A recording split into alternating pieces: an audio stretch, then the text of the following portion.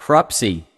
If you were to somehow go back to the 70s and spend some time in Stan Island, it probably wouldn't take you long to hear about an urban legend of a man named Cropsey. As the story went, Crops, he was a serial kidnapper and killer who lost his son and resorted to stealing other people's children to deal with his grief. According to the legend, Crops, he also had a hook for a hand, scars, burns and open wounds covering his entire face and body, and generally horrifying appearance. Considering the mass areas of uninhabited woodlands, it's not all that unexpected that it's hell. Like the legend of Crops, you would make it into the mainstream culture at some point. Unfortunately, this wasn't just a tall tale made up by Stan Island parents to keep their kids from venturing too far into the woods and getting lost. Although the legend has some obviously made-up elements, such as the hooked hand and the horrifying scars and burns, at some point in the early 70s, children in Staten Island really did start disappearing. That's when the line between legend and reality started to blur, and the story of the real Crops, he immediately replaced the urban legend. This is the real story. Andre Rand was a man from Manhattan who was born in 1944 and moved to Stan Island in the late 60s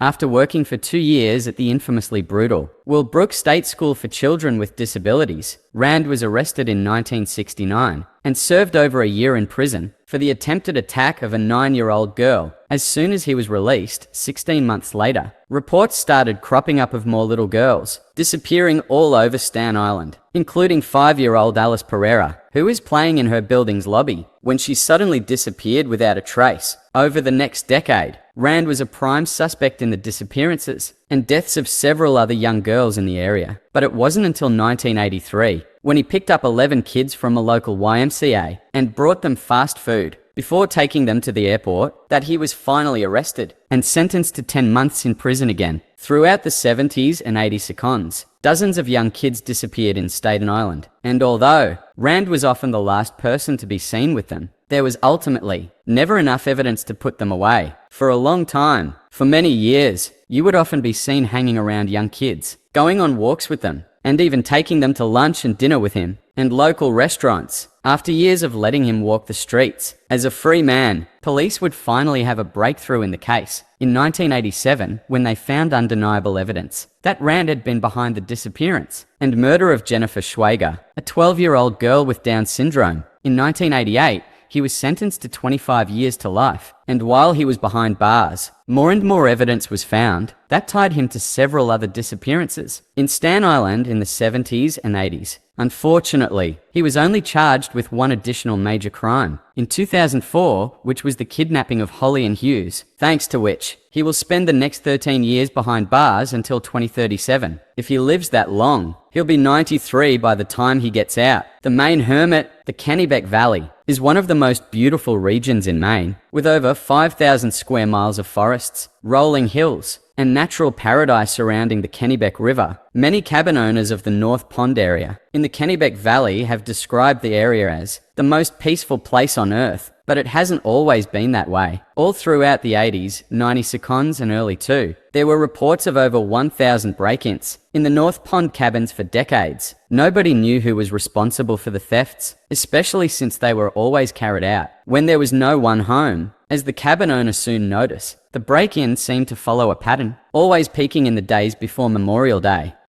and after Labor Day. As for the stolen items themselves, they range from food to cooking utensils to books, to propane tanks, to toiletries of all kinds. In the absence of a concrete suspect, the locals eventually named the thief the North Pond Herman, even though by this point, there was nothing to suggest the break-ins were being carried out by a single person, although it wasn't uncommon for groups of homeowners to venture out into the woods to try to find the North Pond Hermit. They never found a trace, which only added to the legend's mystery. One afternoon in 2002, 100 people attended a North Pond homeowners meeting, and when someone asked how many of them had suffered break-ins, almost all of them raised their hands. As you can probably guess, the North Pond Hermit quickly turned into somewhat of a boogeyman, with the legend frequently being shared over campfires in the area. For years, nobody thought that the person or people behind the break-ins would ever be found. But in April 2013, a man named Christopher Thomas Knight was arrested in the middle of the woods in the North Pond area by an officer who had made it his sole mission to bring the thief to justice. As soon as he was brought to the police station, he wasn't answering any of their questions. The cops asked him why. At first, it seemed as though he was having trouble speaking, but eventually responded that he was ashamed of himself. As it was later revealed, Christopher had been living out in the middle of the woods, by himself in an unheated nylon tent, surviving only on the things he stole from nearby North Pond cabins. Shockingly, he had survived winter temperatures of 20 degrees, below zero for years, and hadn't been to a doctor or taken any medicine for 3 decades. What's most incredible about the hermit story is that, for the entire time he lived in the woods, he didn't have a single conversation with another human being, except for one time, when he ran into a hiker and only said hi. Understandably, Chris had lost interest in keeping track of time, so when he was asked how long he had been in the woods by himself, he replied since the Chernobyl nuclear meltdown, which took place in 1986, as investigators later found out. He was 20 years old when he decided to become a hermit, just a couple of years after high school. Although he never gave the authorities a real reason why, he decided to disappear. In all his years of isolation, he went to extreme lengths to preserve his privacy. He never lit fires, only moved at night, and hadn't had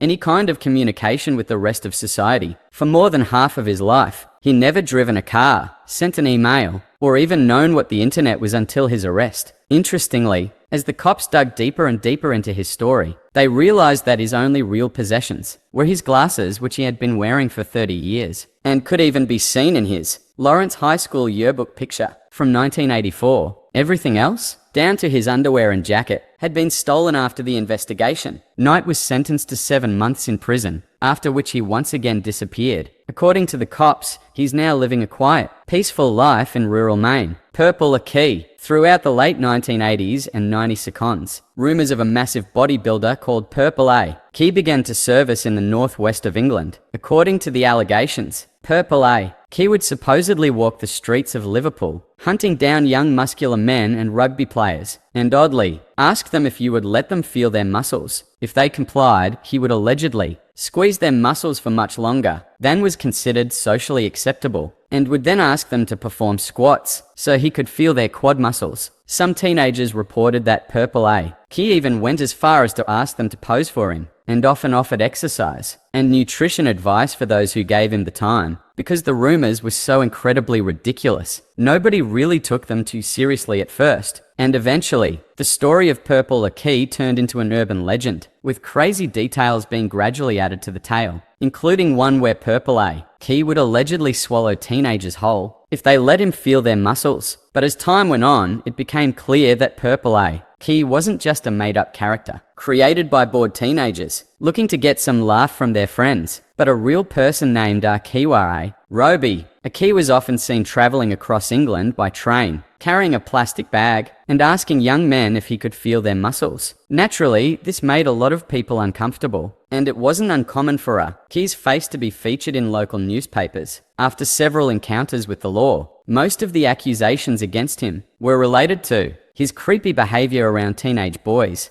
But around 1986, the story of Purple A.K. took a really dark turn. Early that year, 16-year-old Gary Keller was walking home from school when he ran into Purple A.K., who immediately asked to feel his muscles. Freaked out by the weird request, Gary said no and ran away. Later that same year, A.K. followed Gary to a local outdoor swimming pool, and when the teenager noticed, he ran to New Brighton train station and jumped onto the railroad tracks to get away from A.K. Sadly, the story ended in tragedy, as Gary was accidentally electrocuted by one of the rails. Considering the whole thing happened because Gary was being chased, Purple A.K. was convicted of involuntary manslaughter, charged with harassing 14 different teenage boys, and sentenced to 2 and 2 years in prison. In 1988, he filed an appeal and complained that the only reason he had been convicted was because he was black. Ultimately, the judges agreed there wasn't enough evidence to prove that he had been directly responsible for Gary's death, and believe it or not, he was freed and awarded £35,000 in compensation. Between 1988 and 2006, A.K. went in and out of jail for failing to resist his compulsion to touch, feel and measure other people's muscles. And in 2003, he was arrested for an additional 15 charges of harassment and witness intimidation. for which he was sentenced to 6 years in prison, just like any other predator. He was also forbidden from waiting outside schools in the area. A few months later, he was jailed for 15 months for getting up to his same antics. Upon his release, he was once again arrested a few weeks later in 2010, and then again in 2015. After his latest release, he reportedly moved to Leeds, where rumors started cropping up that he had passed away during the pandemic. However, those rumors were put to rest when videos started surfacing in 2023 of a key walking the streets of Leeds, asking random dudes to, you guess they'd feel their muscles? As of today, Purple Akey is alive and well, and will probably continue in the same behaviour, with or without permission, for many years to come. Laid Loyan. According to a Swiss urban legend, people have allegedly been running into a mysterious, human-like figure in the Fribourg forest, in the western part of the country, near the town of Mors since the early 2000s, based on the dozens of allegations that surfaced over the years. The figure has been described as being around 6 feet tall and always wearing a vintage-looking gas mask, covering his entire face, a boiler suit and a cloak. Most people who supposedly ran into the figure reported he or she was completely harmless, but this didn't make the encounters any less terrifying, and it wasn't uncommon for people to report the figure to the police when their children reported feeling scared. As expected, it didn't take local residents long to start adding their own crazy twist to the story, with some claiming that the creature was the ghost of a mentally unstable soldier, while other popular theories assured it was an alien. For a while, the story was classified as an urban legend, and the mysterious humanoid was given the name Laid Loyan, also known as the Ghost or the Hermit of Mors. Throughout the early 2000s, Laid Loyan was mostly the subject of local oral legend, because there was no real evidence to support its existence. But in 2013, the story gained international attention when the Swiss/French newspaper Le Matin published the first ever photograph of Laid Loyan, which was sent in by a hiker. After the photograph was published, there was no turning back, as people from all over the country started to make trips to the woods outside Mors for a chance to catch a glimpse of Laid Loyan. The last known sighting of Laid Loyan took place in June 2013 when a local woman named Marianne Declue saw the figure clutching a bunch of flowers as she was walking outside. Later that year, Laid Loyan's clothes were found in the middle of the woods, along with a wooden note titled, "The Death Certificate and Will of the Ghost Demos." In the letter, Laid Loyan accused the media of having murdered a harmless being by revealing its existence and turning him into a circus freak. The letter also mentioned that Laid Loyan had to abandon its daily walks due to the unwanted attention, which were referred to as happiness therapy. In the letter, after the cryptic note was published in the newspaper, many people concluded that Laid Loyan had taken its own life, although this has never been confirmed. As of 2024, nobody has ever seen Laid Loyan's true face, and many people have theorized that the figure was possibly a woman with a facial disfiguration who didn't want people to see her, which is supposedly why she wore the gas mask. But this line of reasoning will probably remain unconfirmed forever. The Bunny Man. In the early 70s, dozens of locals started reporting that a man dressed up as a bunny has started haunting the residential neighborhoods around DC, Maryland, and Northern Virginia. Although dressing up as a bunny in itself seems pretty harmless, what made the encounters a little scarier was that the guy would allegedly threaten children on the street with an axe and frequently vandalize people's property for no apparent reason. Even though sightings of the so-called Bunny Man were pretty rare, they seemed to follow a pattern, as the man usually appeared in secluded locations where there weren't a lot of witnesses. The story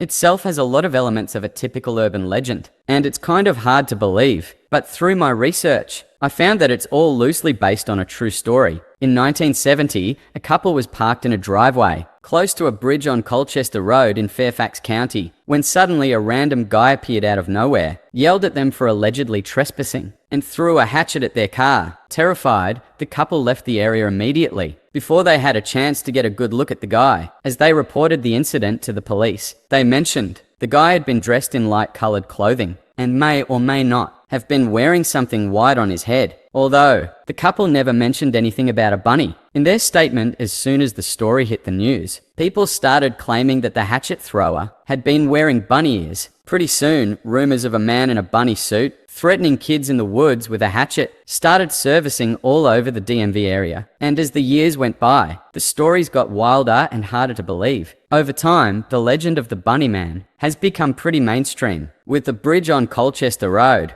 even being renamed as Bunny Man Bridge. As of the uploading of this video, the legend has now been standardized and goes something like this. In 1904, there was allegedly an asylum close to the bridge on Colchester Road. As soon as it was built, a bunch of Fairfax County residents started complaining about the idea of having an asylum full of mental patients so close to their homes. So the authorities supposedly put all the patients in a bus and transfer them to a nearby prison. But on the way to the prison, the bus crashed and all the patients escaped. As the story goes, a few hours later, the cops had successfully located and brought back all the patients, except for one guy by the name of Douglas Griffin. This is where the legend gets a little weird. Allegedly, the fugitive patient hid in the woods from the authorities for weeks. As the days went by and the cops did everything to find him, corpses started to appear in the middle of the woods, which led everyone to believe Douglas was eating bunnies to stay alive. Then one Halloween night, a group of kids were hanging out near the bridge on Colchester Road when they suddenly saw a blue orb flashing in midair. A second later, they were all strung up like bunnies, hanging from the bridge. As the legend goes, if you go to Bunny Man Bridge on Halloween night, at midnight the same thing will happen to you. Obviously, none of this is true, but it just goes to show how much of an impact the story of the Bunny Man has had on mainstream Virginia, DC, and Maryland culture. Nowadays, there's even Bunny Man t-shirts, a Bunny Man horror movie franchise, Bunny Man, beer, and everything in between. Needless to say, the area surrounding the railroad overpass near Fairfax Station is now a major attraction for both tourists and locals alike, and will probably remain that way for many years. West Hobart Haunted House. West Hobart is an inner-city suburb located in Tasmania, Australia. Over the years, dozens of allegations of supposed hauntings, ghost apparitions, and other paranormal activity have been made by tourists and residents of West Hobart, and it's honestly not too hard to see why, as West Hobart is a pretty old town with a generally creepy vibe. As is usually the case, most of these stories have either turned out to be fake, or the people making the allegations didn't have enough evidence to support their claims, which makes it almost entirely likely that they're hoaxes. But as it turns out, at least one of these stories actually has some amount of truth to it. Back in the late 80s and mid-90s, rumors started spreading of a house in West Hobart that was apparently so haunted it drove its residents insane. At first, the rumors created a huge buzz all over town, with the locals doing everything possible to stay far away from the alleged haunted house. It wasn't until months later that the authorities got involved and finally got a clear picture of the situation. Well, it was true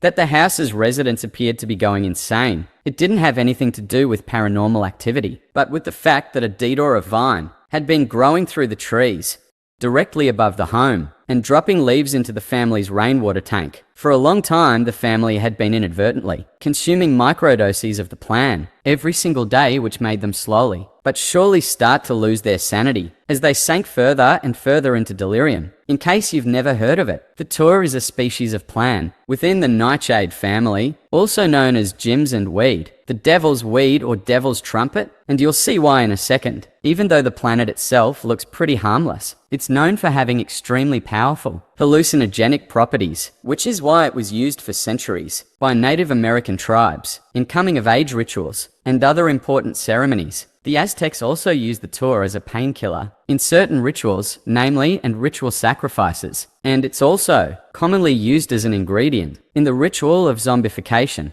in the Haitian voodoo religion, where it's referred to as the devil's cucumber. As you can probably tell by now, a datura isn't your typical recreative hallucinogen, and there's a reason why. It's really only ever used in hardcore spiritual rituals and ceremonies, and sometimes by naive people who have no idea what they're getting themselves into. In low to medium doses, the datura causes extremely distressing, delirious experiences, and in higher doses, it can lead to paralysis and even death. Nowadays, the datura is recognized by most tribes as a highly toxic and dangerous plant, and have understandably stopped using it.